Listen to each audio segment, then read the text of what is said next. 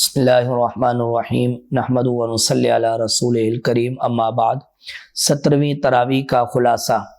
اس میں 21ویں پارے کی ابتدا ہے۔ اللہ رب العزت نے نماز قائم کرنے، قرآن کریم کی تلاوت کرنے کا حکم دیا اور یہ بتلایا کہ نماز بے حیائی فحاشی سے روکنے والی ہے اور اللہ تعالیٰ کا ذکر بہت بڑی نعمت ہے۔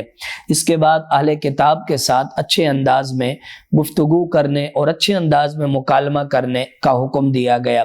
اس کے بعد اللہ رب العزت نے مشرکین مکہ کے اعتراض کا جواب دیا کہ یہ کتاب اللہ رب العزت کے پیارے پیغمبر نے اپنے ہاتھوں سے نہیں لکھی، بلکہ یہ اللہ ہی کی طرف سے آنے والی ایک عظیم نشانی ہے جس پر اللہ رب العزت خود گواہ ہیں۔ اس کے بعد اللہ تعالیٰ نے کچھ لوگ جو عذاب جلدی طلب کیا کرتے تھے ان کی مذمت بیان فرمائی، اور پھر اللہ تعالیٰ نے ہر ذی نفس اور ہر ذی روح کے لیے موت کا اعلان فرمایا۔ قیامت کے دن جنتیوں کو جو نعمتیں عطا کی جائیں گی اللہ رب العزت نے وہ بیان فرمائی۔ پھر بتلایا گیا کہ روزی رزق یہ سب اللہ کے ہاتھ میں ہے اور کوئی جانور ایسا نہیں جو اپنی روزی اپنے ساتھ اٹھائے پھرتا ہو، پھر بھی اللہ رب العزت اسے کیسے عظیم نعمت عطا فرماتے ہیں، رزق عطا فرماتے ہیں۔ پھر جو لوگ اللہ تعالیٰ کی وحدانیت کو نہیں مانتے تھے ان سے سوال ہوا کہ اس زمین کو کس نے بنایا، آسمان کو کس نے بنایا، سورج چاند کو کس نے مسخر کیا، تو انہوں نے بھی کہا کہ اللہ تعالیٰ نے۔ پھر اللہ تعالیٰ روزی کس طرح کشادہ کرتے ہیں، کس کے لیے کم کر دیتے ہیں، اس بات کو بیان کیا گیا۔ اور پھر اس کے ساتھ ساتھ اللہ تعالیٰ نے ان لوگوں سے سوال کیا کہ بتاؤ کہ یہ بارش کون برساتا ہے اور بارش کے ذریعے سے زمین کو کون زندگی عطا کرتا ہے، انہوں نے کہا اللہ تبارک و تعالی۔ پھر قیامت اور دنیا کا موازنہ کیا گیا کہ دنیا کی جو زندگی ہے یہ ایک کھیل کود کی طرح ہے، آخرت کی جو زندگی ہے وہ اصل زندگی ہے۔ پھر وہ لوگ کہ جو سمندر میں جا کر اللہ تعالیٰ کو پکارتے تھے اور جب وہاں سے بچ جاتے تو پھر اپنے معبودان باطلہ کو پکارتے، اس بات کو بیان کیا گیا۔ پھر آخر میں اللہ رب العزت نے تصدیق کرنے والوں اور تکذیب کرنے والوں کو بیان فرمایا اور اس بات کا اعلان فرمایا کہ جو لوگ اللہ کے لیے کوشش کرتے ہیں تو اللہ رب العزت ان کے لیے راستے کھول دیتے ہیں، کیونکہ وہ نیکی کرنے والوں کے ساتھ ہیں۔ اس کے بعد اللہ تعالیٰ نے سورہ روم کو بیان فرمایا۔ اس کے شروع میں ہی روم کا لفظ موجود ہے۔ نبی علیہ الصلوۃ والسلام کے زمانے میں روم اور ایران ان دونوں کا آپس میں مقابلہ ہوا۔ وقتی طور پر اللہ تعالیٰ نے روم کے بجائے اس کو ایران کو فتح عطا فرما دی، جس پر مشرکین مکہ نے خوشی کا اظہار کیا۔ تو نبی علیہ الصلوۃ والسلام کو بتلایا گیا کہ ابھی فی الحال روم والے مغلوب ہوئے، لیکن عنقریب اللہ کی مدد سے وہ غالب ہوں گے اور اہل ایمان اس پر خوشی کا اظہار کریں گے۔ پھر اللہ تعالیٰ نے ان لوگوں کی مذمت بیان کی کہ جو اللہ تعالیٰ سے اور اللہ تعالیٰ کی آیات سے غفلت کا مظاہرہ کرتے ہیں، زمین میں چل پھر کر عبرت کا مقام حاصل کرنے اور عبرت کی نگاہ دوڑانے کا حکم دیا گیا۔ پھر اس کے بعد اللہ تعالیٰ نے اپنی چند عظیم صفات بیان فرمائی کہ وہ زندہ کرتا ہے، وہی موت دیتا ہے اور کس طرح وہی آخرت میں دوبارہ زندہ کرے گا۔ معبودان باطلہ کے ساتھ انسانوں کا جو مکالمہ ہے اسے بیان کیا گیا، جنتیوں کی نعمتیں اور جھٹلانے والوں کی سزا بیان کی گئی، اور اللہ تعالیٰ کی حمد و ثنا اور آپ کی تعریفی کلمات بیان کیے گئے۔ پھر سے اگلے رکوع میں اللہ تعالیٰ نے اپنی چند عظیم نشانیوں کو بیان فرمایا۔ مثلا انسان کو مٹی سے پیدا فرمایا، پھر میاں بیوی کا نظام قائم فرمایا، ان میں محبت اور مودت پیدا فرمائی، زبانوں کا اختلاف رکھا، رنگتوں کا اختلاف رکھا، اور پھر اس کے ساتھ اللہ تعالیٰ نے زمین میں انسان جو آرام کرتا ہے، سوتا ہے رات کے وقت یا دن کے وقت، اسے اپنی نعمت قرار دیا۔ پھر بارش کا برسنا، زمین کا اس سے تازہ ہو جانا بیان کیا گیا۔ قیامت کے دن انسان کو کیسے پکارا جائے گا اور انسان کیسے جمع ہو کر آئیں گے، اسے بیان کیا گیا۔ آخر میں اللہ تعالیٰ کی حمد و ثنا کی گئی۔ اگلے رکوع میں اللہ رب العزت نے معبودان باطلہ کی نفی فرمائی اور اس کے لیے ایک مثال بیان فرمائی، اپنی توحید اور دین پر استقامت کا حکم فرمایا، اور اس کے ساتھ ساتھ اللہ تعالیٰ نے ان لوگوں کی مذمت بیان فرمائی کہ جنہیں مصیبت پہنچتی ہے تو وہ اللہ تعالیٰ کو پکارتے ہیں، اور جب ان پر مصیبت ہٹ جائے تو وہ اللہ تعالیٰ کے ساتھ شرک کرنے لگتے ہیں۔ اپنے رشتہ داروں کا حق ادا کرنے کا حکم فرمایا، اور پھر اس کے ساتھ ساتھ زکوٰۃ وغیرہ دینے کا حکم فرمایا کہ زکوٰۃ سے انسان کے مال میں اضافہ اور بڑھوتری ہوتی ہے۔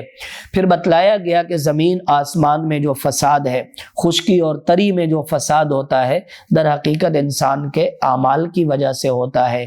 پھر اس کے بعد اللہ تعالیٰ نے اپنی چند قدرت کی نشانیاں بیان فرمائی، اور زمین میں سمندر کے اندر جو کشتی چلتی ہے، جو اللہ تعالیٰ کی اس نعمت کو اجاگر کیا گیا کہ انسان اس کشتی کے ذریعے سے رزق حاصل کرتا ہے۔ پھر اللہ تعالیٰ کیسے بارش برساتے ہیں، بادلوں کا نظام، پھر انسان کی نا امیدی کے باوجود اللہ تعالیٰ کیسے انسان کو سیراب کر دیتے ہیں، اس بات کو بیان کیا گیا۔ پھر آخر میں اللہ تعالیٰ نے ایمان والوں اور کفر کرنے والوں کی دو مثالیں بیان فرمائی، اور انہیں موت، مردہ اور زندہ کے ساتھ تشبیہ دی گئی۔ اس سے اگلے رکوع میں اللہ رب العزت نے انسان کی تخلیق کو بیان فرمایا کہ انسان کیسے پیدا ہوتا ہے، پھر اس کی قوت، پھر اس میں دوبارہ بڑھاپا، یہ سب اللہ تعالیٰ کی قدرت کے مظاہر ہیں۔ اس کے ساتھ ساتھ اللہ تعالیٰ نے قیامت کے چند احوال بیان فرمائے، اور کفار اور مسلمانوں کے درمیان ہونے والی جو آپس کی بات چیت اور مکالمہ ہے اسے بیان کیا گیا، قرآن کریم کی عظمت کو اجاگر کیا گیا۔ اس کے بعد آگے سورہ لقمان ہے، یہ حضرت لقمان علیہ السلام کے نام پر مشتمل سورت ہے۔ اس میں حضرت لقمان علیہ السلام نے اپنے بیٹے کو چند نصیحتیں فرمائی، اسی کی مناسبت سے سورہ لقمان نام رکھا گیا۔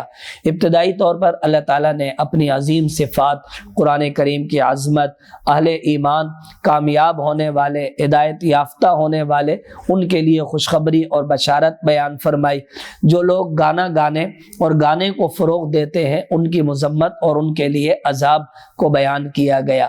پھر اللہ تعالیٰ نے اپنی دی جانے والی چند نعمتیں بیان فرمائی، اور پھر معبودان باطلہ کی تردید کی گئی۔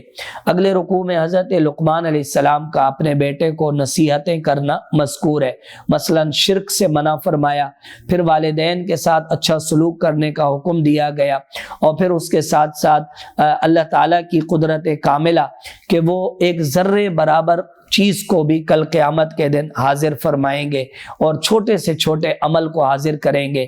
پھر والدین کے ساتھ اس نے سلوک کے بعد کیسے جو ہے وہ حضرت لقمان علیہ السلام نے اپنے بیٹے سے فرمایا کہ نماز قائم کرو اور لوگوں کو اچھائی کا حکم دو، برائی سے منع کرو، یہ بڑے ہمت کے کاموں میں سے ایک کام ہے۔ اسی طرح معاشرتی طور پر لوگوں کے سے رخ نہ پھیرو، لوگوں سے اپنا چہرہ نہ پھیرو، اپنی آواز کو آہستہ رکھو، یہ چند معاشرتی اصول بیان فرمائے گئے۔ اس کے بعد اگلے رکوع میں مشرکین مکہ کو اللہ تعالیٰ نے اپنی نعمتوں اور اپنی قدرت کے مظاہر میں غور و فکر کرنے کا حکم فرمایا۔ اس کے ساتھ ساتھ اللہ تعالیٰ نے سوال کیا کہ اس زمین آسمان کو کس نے پیدا فرمایا۔ پھر اللہ تعالیٰ کی جو عظیم نعمت ہے، یعنی اللہ تعالیٰ کی قدرت کاملہ ہے اور اللہ تعالیٰ کی جو کلمات کی وسعت ہے اسے بیان کیا گیا۔ سورج اور چاند کی تسخیر بیان کی گئی۔ پھر اللہ تعالیٰ نے جو سمندر کے اندر کشتی چلتی ہے اور پھر انسان اللہ کو پکارتا ہے، اور جب وہاں سے بچ جائے تو معبودان باطلہ کو پکارتا ہے، تو اس بات کو بیان کیا گیا۔ اور آخر میں اللہ تعالیٰ نے قیامت سے ڈرایا اور قیامت کے احوال کی طرف اشارہ فرمایا کہ والد اپنے بیٹے کے اور بیٹا اپنے والد کے کام نہیں آ سکے گا۔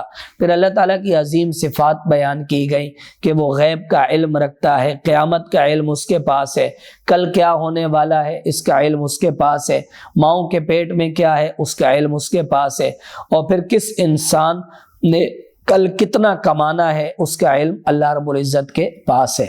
اس کے بعد آگے سورہ حامیم السجدہ ہے۔ اس سورت کی ابتدا بھی اللہ تعالیٰ نے قرآن کریم کی عظمت اور اپنی قدرت کاملہ کے چند مظاہر سے فرمائی، اور پھر اس کے بعد انسان کی تخلیق کو بیان کیا گیا۔ قیامت کے دن مجرمین کے احوال بیان کیے گئے، اور اس کے ساتھ ساتھ جہنم میں جانے والوں کے احوال بیان کیے گئے۔ جو لوگ تہجد کی نماز پڑھتے ہیں، تہجد میں اللہ تعالیٰ نے ان کے لیے کیا آنکھوں کی ٹھنڈک کا سامان تیار کر رکھا ہے اسے بیان کیا۔ پھر قیامت کے دن کچھ احوال بیان فرمائے گئے، اور دین سے اعراض کرنے والوں کی مذمت اور ان کا انجام بیان کیا گیا۔ آخری رکوع میں حضرت موسیٰ علیہ السلام اور آپ کے ساتھ جو دین کی دعوت دینے والے لوگ تھے ان کی تعریف بیان کی گئی، اور انسان کو اس بات کا پابند کیا گیا کہ وہ دنیا کی زمین اور دنیا کی تمام چیزوں پر غور و فکر کرے کہ اللہ تعالیٰ نے کیسے اس کو بے ثبات اور کمزور پیدا فرمایا۔ اس کے بعد آگے سورۃ الاحزاب ہے۔ احزاب یہ حزبن کی جمع ہے، جس کے معنی گروہ اور جماعت کے ہیں۔ 5 ہجری میں نبی علیہ السلام پر مختلف جماعتوں اور گروہوں نے مل کر مدینہ منورہ پر حملہ کر دیا، تو اسی کی مناسبت سے، اسی واقعہ کی مناسبت سے اس کا نام سورہ احزاب رکھا گیا۔ ابتدائی طور پر اللہ تعالیٰ نے منافقین کی اتباع نہ کرنے کا حکم فرمایا، اور اس کے ساتھ ساتھ اللہ تعالیٰ پر بھروسہ کرنے کا حکم دیا گیا۔ جو لے پالک اور گود لیے ہوئے بچے ہیں تو ان کو ان کے والد کے نام سے ہی پکارنے کا حکم دیا گیا، اور بتلایا گیا کہ نبی علیہ الصلوۃ والسلام ایمان والوں کو ان کی جان سے بھی زیادہ عزیز اور پیارے ہیں۔ نبی علیہ السلام کی جو گھر والیاں ہیں وہ ان کی مائیں ہیں۔ اور اس کے بعد آگے چند نبیوں سے ہونے والے عہد اور پیمان کو بیان کیا گیا۔ پھر اگلے رکوع میں اللہ تعالیٰ نے احزاب یعنی غزوہ خندق والے واقعہ کو بیان فرمایا۔ ہر طرف سے لشکر آئے، اہل ایمان پریشانی کے عالم میں تھے، منافقین نے بھی چند باتیں کی، اللہ تبارک و تعالیٰ نے ان تمام باتوں کو یہاں پر نقل فرمایا، اور پھر نبی علیہ الصلوۃ والسلام کی ذات عالی کو بہترین اسوہ حسنہ اور نمونہ قرار دیا گیا۔ اس سے اگلے رکوع میں ان ایمان والوں کی عظمت بیان کی گئی کہ جو لشکروں کو دیکھ کر بھی ثابت قدم رہے، ان کے ایمان میں اضافہ ہوا، کچھ شہید ہوئے اور کچھ جو ہے وہ انتظار کرنے لگے۔ اللہ تعالیٰ نے کفار کو کیسے خائب و خاسر کر کے واپس فرمایا، اس بات کو بیان کیا گیا۔ پھر نبی علیہ الصلوۃ والسلام کی ازواج مطہرات کو حکم دیا گیا کہ وہ نبی علیہ السلام کے ساتھ رہنا چاہتی ہیں تو رہیں، اگر دنیا چاہتی ہیں تو پھر وہ دنیا کا ساز و سامان لے کر نبی علیہ الصلوۃ والسلام سے جدا ہو جائیں۔ پھر بتلایا گیا کہ اگر کسی زوجہ مطہرہ نے بالفرض اگر کسی برائی کا ارتکاب کیا تو عام عورتوں کی بنسبت اسے ڈبل سزا دی جائے گی۔ وآخر دعوانا ان الحمد للہ رب العالمین۔